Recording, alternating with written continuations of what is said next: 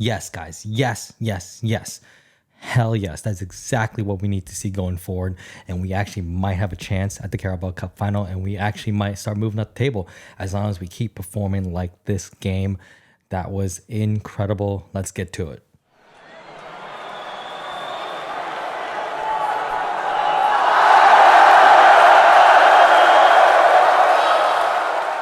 All right, welcome back, everybody, to the American Blues Podcast. This is your host, Terry Lee. Let's go through Chelsea City 1-1 draw at the Etihad. Number one off the bat, I think the entire team, especially the starting team, deserves 9s and 10s all around. I think three things really stood out for me today, and that's desire, heart, and work rate. I will have to give this to Pochettino. I think we finally started the game off well, right formation, right players, playing the right spots, and the team actually knew exactly what they needed to do against probably the best club team that this sport has ever seen, really, or especially in the last decade. And with one of the best strikers on the world, and we kept him pretty quiet, although he did have two pretty egregious misses. But, that's the thing with the City team. You're never going to keep them to jello shots, so you just have to keep applying pressure, keep defending, and then take your chances when it matters. So first half, when the game first started, I thought the formation was good. In terms of players, I pretty much thought the whole team selected itself except for Sterling. Now, I do understand Pochettino starting him since Sterling was the man of the match against City when we had the 4-4 tie early in the season. So it made sense. He's always very motivated against City. So no problems there. And then Jackson as a 9, you kind of saw the good and bad of that throughout the game, but we'll get to that. Number one, I thought when the game first started, City's whole thing is they're trying this new thing this season where their goalie joins in on the defense so then they can push one of the defense up into a midfield box, and that's how they dominate the midfield.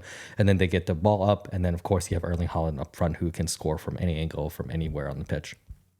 But I thought today, the attack between Jackson, Sterling, Palmer, and then Gallagher, Enzo, Caicedo, all of them knew exactly what they needed to do to nullify that City midfield, and that was awesome to see. It was very controlled pressing up front. It wasn't just people running around aimlessly. We kind of waited until City got the ball in defense and then moved up a little bit, and then people started doing the press. And there were times in the first half where we actually won the ball back, especially Gallagher, who was just a monster today, making challenges, putting in the work. And then we had a few decent outballs too. Now, let's start with the glaring misses the first half. The Gusto to Jackson pass, that's just honestly the good and bad of Jackson. Sometimes he's just incredibly frustrating where you feel like if he just hit it first time like any real striker would, he would have gotten that goal. But he took that extra touch. Now, it was a little bit behind him, but he had plenty of room to slow down his run, match the ball, and hit it first time. But he just sometimes has that issue with shuffling his feet out, getting the ball into control, and then the chance was gone because Ederson's a fantastic goalie, and of course, he's always going to come out and block out that goal or the shot. So that was frustration number one. And then secondly, with Jackson in the first half, there were a few touches where you could see, he tried to control the ball, but because of lazy positioning, lazy foot movement, he was easily taken off the ball again. And that was frustrating to see. But for our goal, you saw the good side of Jackson, which is he can hold up the ball. When he can, it's great. He holds up. He had a great back pass out to Gusto, who then hit it back towards him because he stormed it and he gave it to Sterling. I thought Sterling was going to fluff his chance, and then he hit it great. Cut back, put Walker on the floor again, and put it into the bottom left corner. And you can see just how angry Pep was at that goal because everyone who's ever watched Sterling knows he's going to cut back. He's always going to cut back at the last minute to hit that shot. And so Walker should have known not to go to ground there. But hey, I'll take it. Great goal, great celebration. And you can see just how much it meant for the entire team. And now we had other chances too. There was a good overhead pass to Sterling. I think he was offsides, but he also had a really poor touch and essentially just gave the ball to Ederson again. And then first half, we kept City very quiet, very few shots, mostly from outside the box, no real chances. Now, the one real chance they had was, of course, Erling Haaland. He managed to out-jump Cole by like half a person. That was incredible. It was like prime Ronaldo jumping. And then he just missed a great header. Probably should have scored, didn't score, so I'll take it. And then now into the second half, which we actually started off really well again. Ederson had that ridiculous right leg stretch out, just pure instinct save.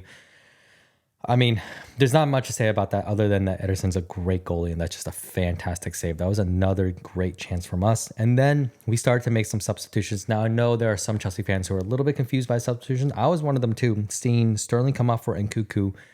I thought about it. Yes, I wanted to see Nkuku come on. And second, Sterling and Jackson were starting to make the exact same runs and take the exact same position in the center of the pitch, which just was not very helpful. We had at least one counterattack breakdown because they both made the exact same run.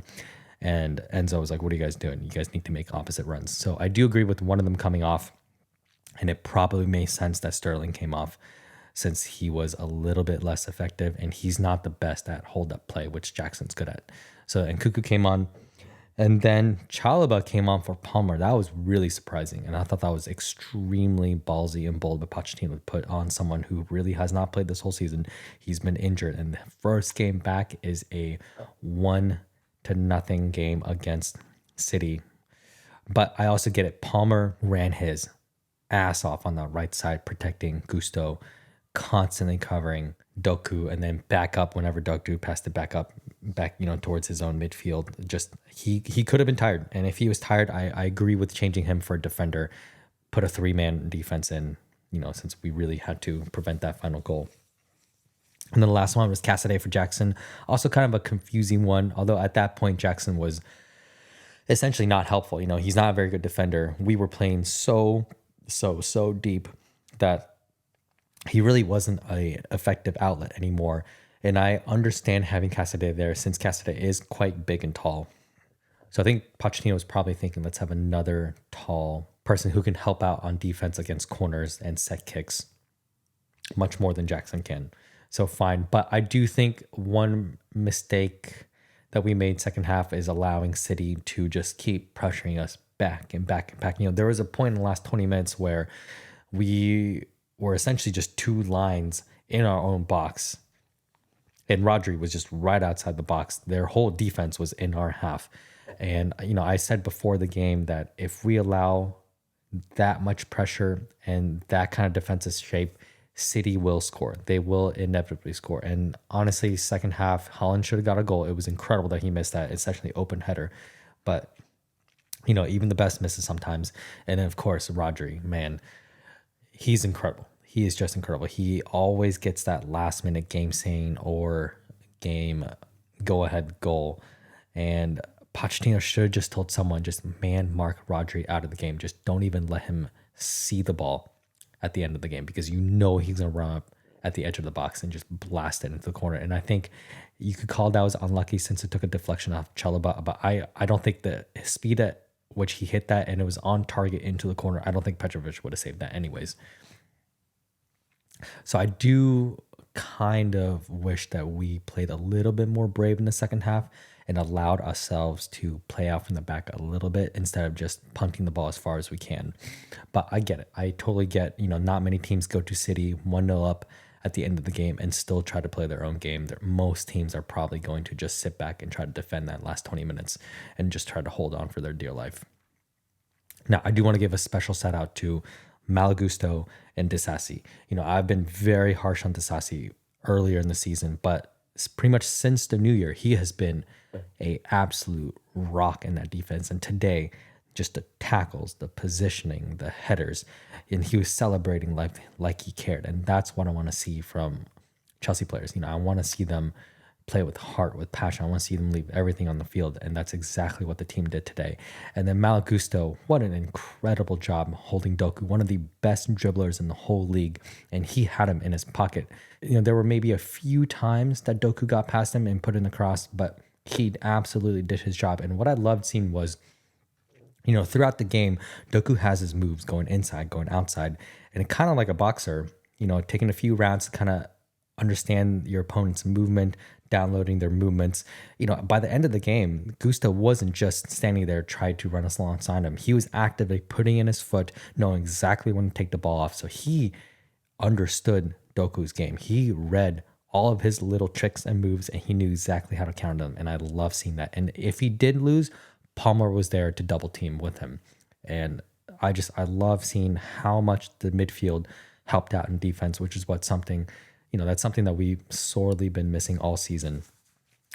And yeah, today was just fantastic. We finally played like a team that knew the game plan. We knew exactly what we're there to do. Every player had each other's back. They ran for each other. They covered for each other if they were beat. And that's what I want to see. I want to see people celebrate blocks like they just scored a goal. You saw Enzo do that when he blocked one shot that Julian Alvarez took in the first half, and he celebrated like he just scored. You saw Disasi multiple times put in a header, put in a block, and he celebrated. You even saw Colwell playing in his natural position, just how good he could be. I've always said out in the wing, he doesn't have the typical instincts of a left back. You saw Gusto putting in his foot, putting his challenge. Cole doesn't do that. He just steps back and steps back. And that's because he's used to playing center back where he has his zone. He knows he has to mark that zone. And I want to see him play there more, and I know sometimes it's because we haven't had our fullbacks healthy, but when Colwell's in defense, you see why Liverpool wanted him, why Brighton wanted to keep him. This is one of the best upcoming defenders in England, and I want to see him in that position more. And seeing how he and Tennessee played, I want to see that pairing going forward for sure. Even when Thiago Silva is healthy, I want us to build a defense around Colwell and Disasi, and eventually Fofana. If he's still the player that he was pre-injury 2 years ago, maybe it could be the three of them rotating. Now, it's hard to go over any negatives when nobody expected us to get anything from this game, and we almost went away with the win. But I think if you watch Gallagher's interview at the end, he's right. He was a little disappointed because, we could have gone away with the win. We could have been up 2-0 first half, even 3-0 before City had their first real chance. And the other frustrating part is, of course, Jackson. Some of his touches are just, they're Jackson. They're not good. And then sometimes he's incredible. He can hold up the ball. He can link up. He can be where he needs to be. So I think that is partly his game, his age, being young, and then him not being a striker. He really doesn't have striker instincts, but he has great winger instincts of being able to pick up the ball, link it up, pass it on. So I do want to see more of that. The other negative is, of course, just the end of the game being a little bit too negative, defending a little bit too much, and allowing City to just put so much pressure on us where the goal was honestly inevitable. But I don't really have too much negatives to say. I think this was a complete team performance. I think if we perform like this the rest of the season, there's no chance we're going to stay in mid-table, where you're going to creep up into that European places. But I do think going forward, Pochettino needs to lay down this as the base for performance. Like, this is the minimal effort our players have to put in. I think he needs to tell them, everybody that played like this today, you get to stay in the team. But anybody who does not show this in every single game, you will get replaced immediately by someone who is willing to put in this much passion and this much effort in the game. So super proud to be a Chelsea fan. Haven't said that too many times in the last 2 years, but onwards and upwards. See you guys after the Liverpool game. Peace.